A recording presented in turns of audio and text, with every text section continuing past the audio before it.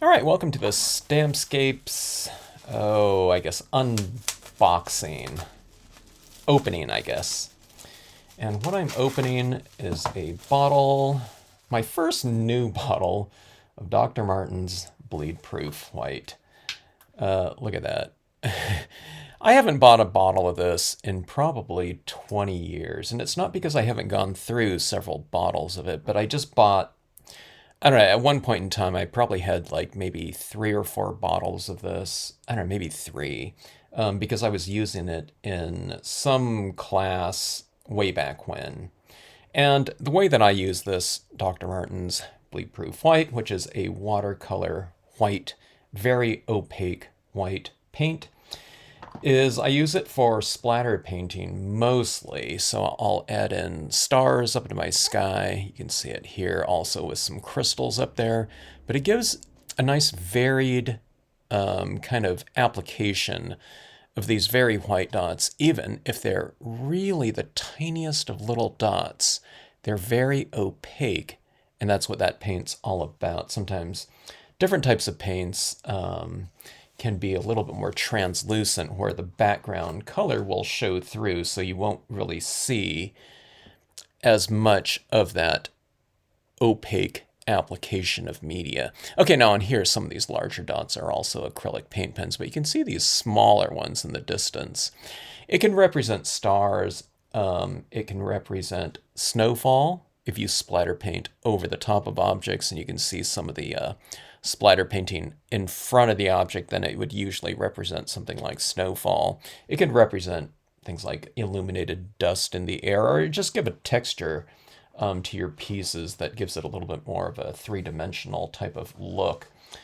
I also use it in certain areas or situations, like in water areas where there's splashing kind of waves, or like a waterfall where you get that churning water. But you can see it right in here. Some of these, again, are more of the acrylic paint pens where it's in really specific areas. But when I want kind of a nice varied type of look like this, it gives it kind of a movement and dynamic kind of structuring to the application. And that's with a stiff old toothbrush. You probably want kind of an old-fashioned toothbrush without those rubber gum massagers. I don't know. Maybe they work, maybe they don't. Maybe they would give it a more varied look. I don't know.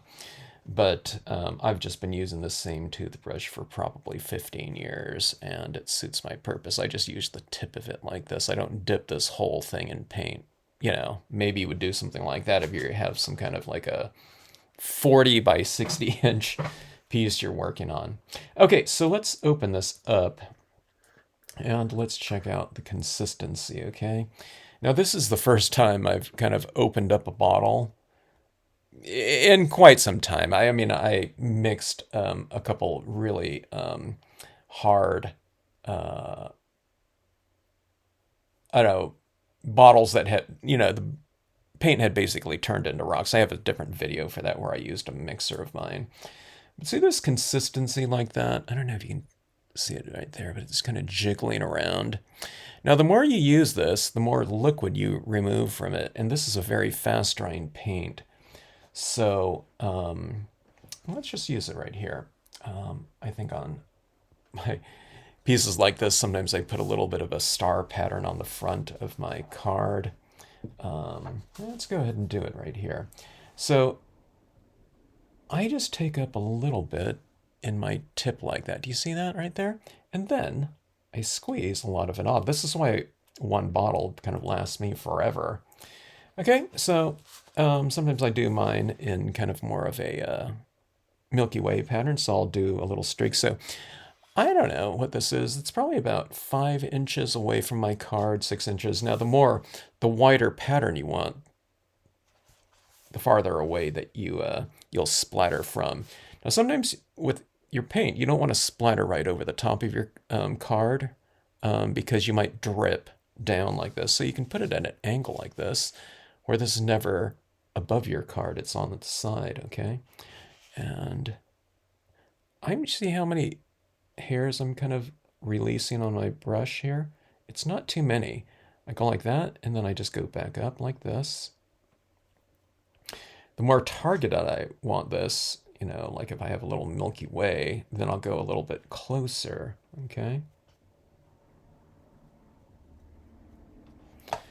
And then you get that. See that?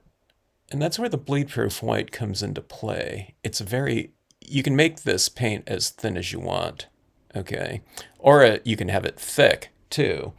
But what I was getting at was the more liquid you take out of this, eventually it kind of hardens, so you have to reconstitute it every time that you use it. So I just put in a few drops. Now this is probably liquid in its entirety down to the base. Now if I mix this up, it might get thicker, but I never use my paint that way, so I never mix up the entire bottle. So eventually this is going to start drying. So I'll just put a couple little drops in there. And I like to use, I don't know, like the back of my little paintbrush or whatever you want to mix it up with, okay? And I mixed up just a small portion of it because, again, I mean, I use this micro amount of it mostly for my splatter painting, that is. And I just mix up a tiny little puddle of it on the surface, and that's what I dip my toothbrush into. Now, at times, there's other applications that I use this for, but there's not a huge amount, okay? Sometimes I'll do like some white birch trees. These are some birch tree trunks like this, but sometimes I like using it with vellum, okay? And I'll stamp my birch trees over the top of vellum so that these birch trees are stamped on the front of the vellum, and then I'll flip the vellum over and I'll paint the birch trees white on the back of the vellum so that they'll be white, and then I can apply those birch trees over virtually any kind of background. It could be a black cardstock or something like that, and those birch trees will appear white because of that Dr. Martin's bleed proof white. And I just paint it on with my paintbrush like this one right here.